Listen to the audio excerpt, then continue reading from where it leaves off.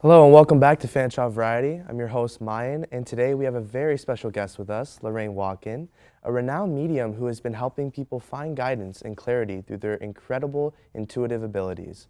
We're thrilled to learn more about her journey and hear about what they do and maybe even get a sneak peek into the fascinating world of mediums.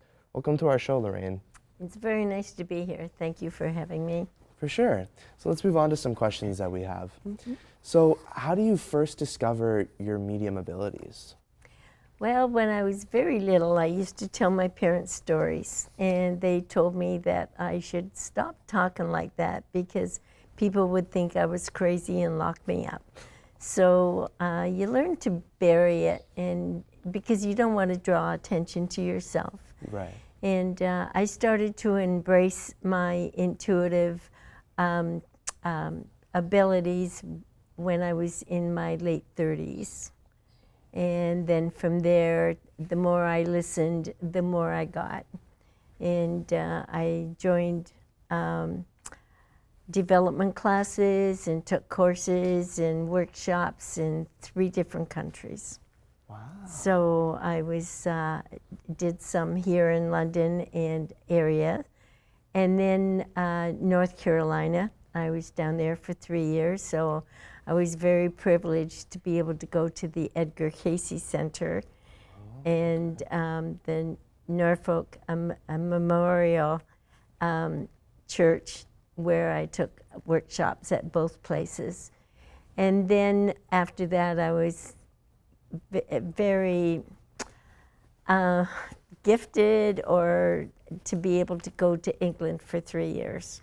Wow. So that's where I embellished more on courses and abilities and so on. Okay, awesome. Well, you've certainly traveled very far and extensively. What kind of inspired you to pursue this as a profession? Well, it's not really a profession as far as I'm concerned. It's more the ability to help people, and that's what my motivation is. Right. You know, if I can help somebody through a message, then that's a big achievement. Wow, that's beautiful. Wow, that inspired me. Oh my gosh. Can you tell us maybe about the types of readings that you specialize in? I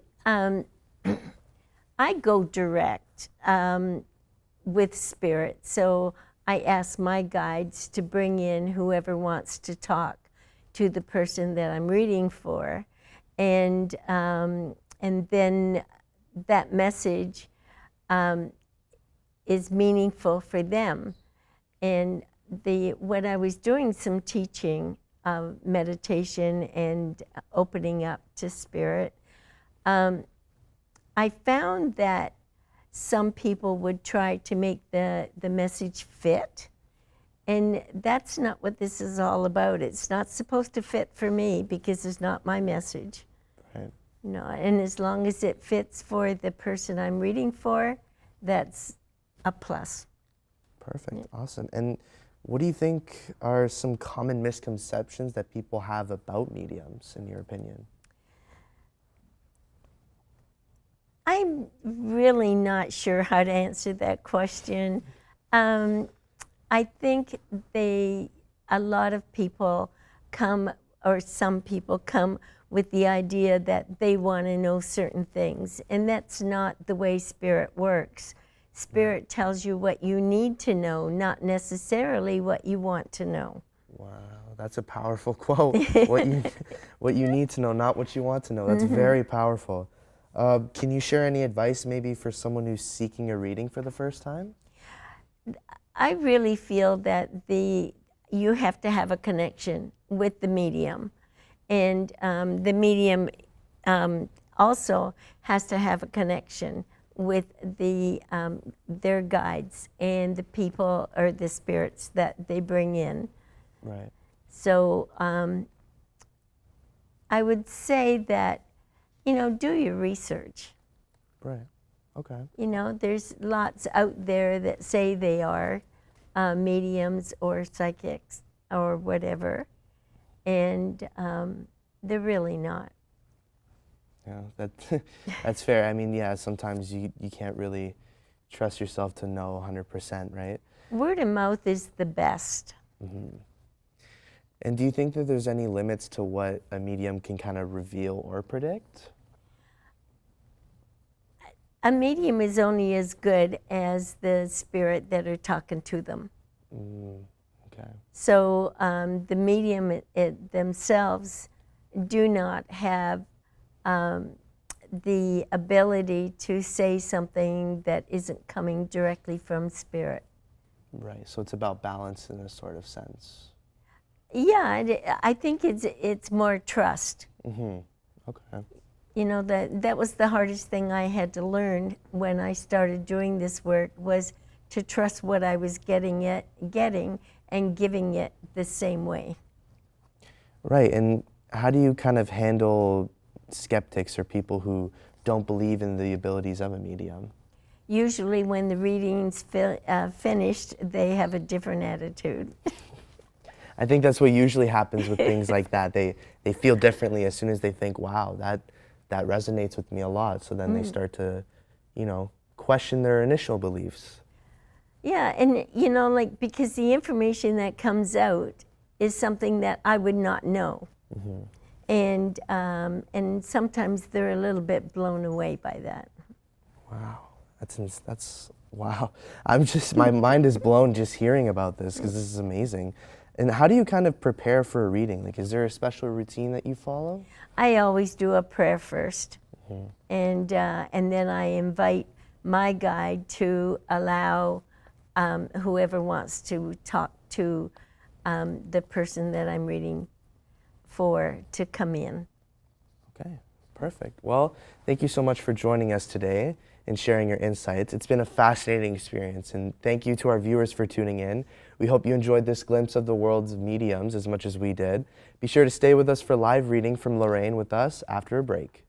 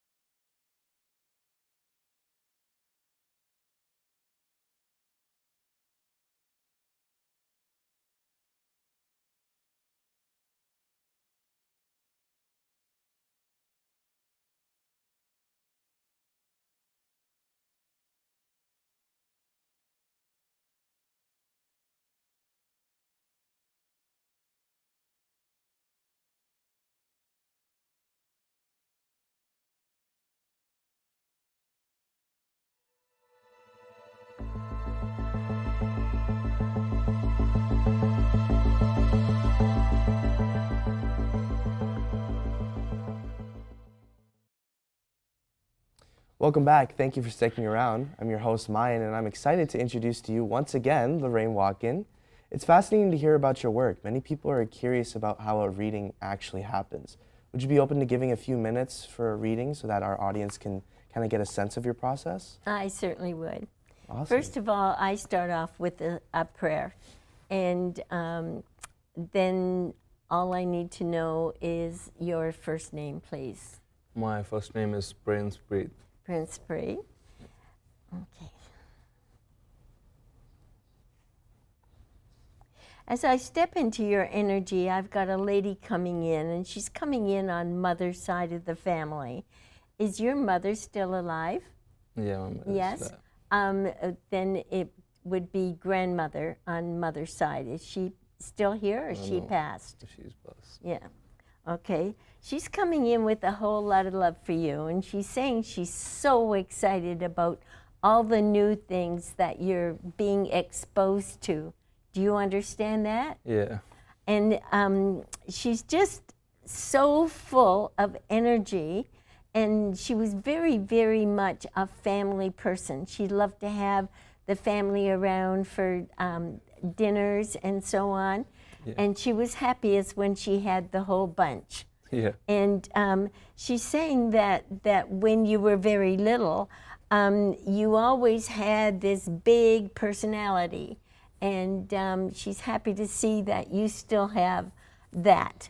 She's saying that you're not afraid of putting yourself out and learning new things and going into different situations. She does, however, caution you about someone that comes in to your side that has a little bit of a negative attitude. So you might have to think about that. But I think there's someone that didn't want you to come here.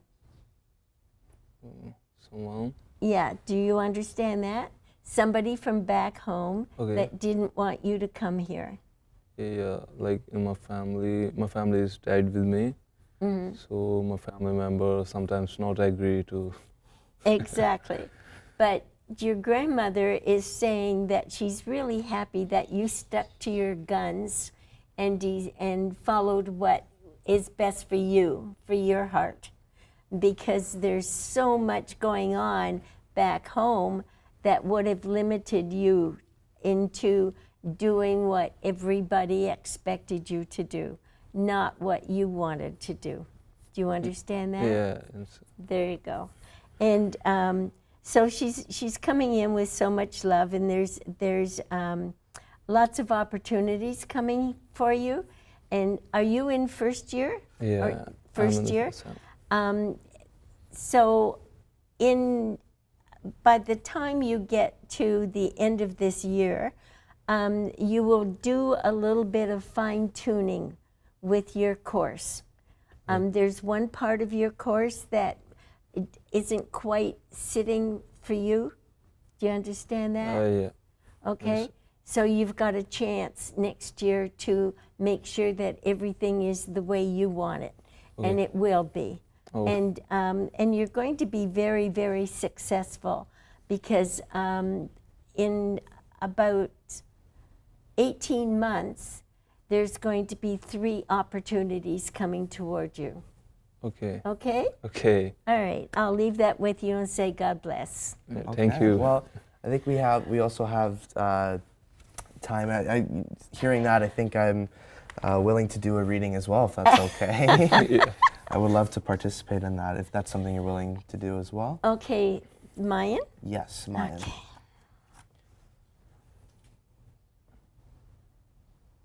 Mayan, with you, I've got a young man coming in on the same generation level as you. Can you understand a friend from school that passed away as a result of an accident? A friend from school who passed away from an accident. I'm not sure that he was directly a good friend of yours, but more so a friend of a friend. Yeah, actually, Okay. yes. A friend of a friend passed away a few years ago. So yeah. And he's telling me that it wasn't his fault. Okay? So there's somebody still here, and I believe his family member, that is still holding a lot of anger and frustration about not knowing the truth. Okay? So I feel that it would be a good thing if you could pass it on, that this was not intentional. Okay? Okay. All right. Okay. Now I have an older gentleman coming in on father's side of the family. Is your father still here? My father is still here. Your yes. grandfather? My grandfather, on my father's side, my grandfather is still here. Yes. Okay, then they're taking me back. So I think it's somebody that is connected to your grandfather. Do you have a great uncle that's in spirit? Your grandfather have a brother in spirit? Yes. Yes, we do. So he's coming in and he's saying that you had some major decisions to make as getting you to where you are now. But you got a lot of encouragement and to try to find your own footing. Do you understand that? I do. And okay. All right. Is your grandfather having some health issues right now? Yeah, a few. Okay. They're not really all that serious, but he should have them checked out. All right. I think he's from the old school and doesn't really like to go to doctors. Yeah. And but it wouldn't hurt him to go and see, because I feel like he's got some pain, and I feel like it's either coming from the hip or the knee, and he doesn't have to be suffering with that. Okay? Awesome. And I'll leave that with you and say God bless. Thank you very much. Wow, that was. Oh, well, I'm definitely going to be resonating with that. Thank you to our guests for joining us today. It's been a pleasure having you on the show. We'll be back soon with more exciting guests, so stay tuned. And until then, take care.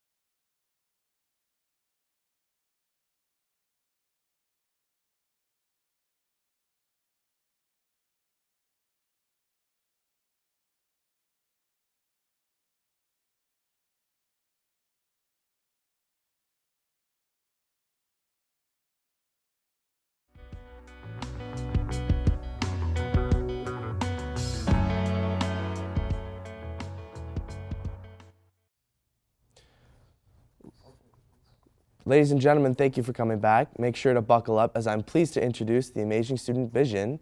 He's an aspiring film production student here at Fanshawe. Today, we're going to be asking you some questions about your experience here at Fanshawe College, and we'll also talk about the television and film production course. So you ready to go? Yeah. Okay, for sure. So why did you choose Fanshawe College and this program in particular? Okay, so like basically I have this interest in the filmmaking from my childhood, around age 15, I would say. So yeah, so from that moment, I had this interest in filmmaking. I usually have these stories in my mind, so I really want to make that story. I really want to present that story to everyone. So filmmaking is a medium to that, and that's how I got into filmmaking. And my first project was, it was in my age 15, I think so, I'm not sure, but Yeah. but that was a massive failure. Even my second project was a massive failure, but I still kept on going. And then after my high school, I found out about this college and its internship program and all about this college. So I just don't want to be just a filmmaker. I want to be something. So I just came here. Awesome. I think what you said about, failing at 15, it's a big thing with people is like, we fail and we let that define ourselves, but we're not defined by our failure. Yeah. We're defined on how we react. Yeah, right? we can learn from our mistakes. So I basically learned from that. At that moment, I didn't know the importance of sound. So I was just, okay, let's just take dialogues from, camera records audio, right? So I was like, okay, we can do that. But yeah, unfortunately, it didn't work out very well. So Yeah, I understand that. And what's your typical day like in a TV and film program? Okay, that's an interesting one. So like I usually come to class like as usual, but like whenever I'm in class, I feel like, okay, this is where I belong. Like, like everyone around me is like single-minded, like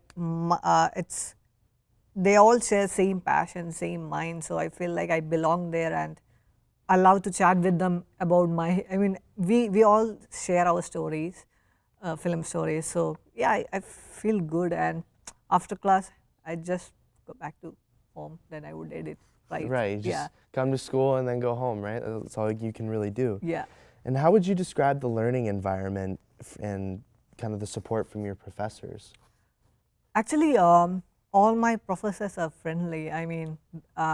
Okay, so the fact that in my hometown, I kind of see professors as like, we have to be formal, but I don't have that pressure in here to speak with professors. It's very informal, it's very friendly. I could just go there and ask, okay, how does this work? So it's that easy, but yeah, I feel that comfortable being here. So yeah. That's awesome, yeah, and that's all it's about really, is just being able to be comfortable with the people you talk to, right? Yeah. So, and what kind of resources and facilities does Fanshawe provide for you to kind of succeed in your program? Of course, they have a lot of internships and co-ops about that, yeah. And I'm hoping to get some good internships after my course. It's not finished yet. Hopefully. Yeah, hopefully. And the other factor is like we have a media launch office in here, so we can, media launch. So for me, it's a great opportunity because I don't have any equipment in here. I just have my laptop to edit, that's it. But I could always run cameras, lights, everything from there, and it didn't block my creativity. So like I can just explore things, and I like that about Fanshawe.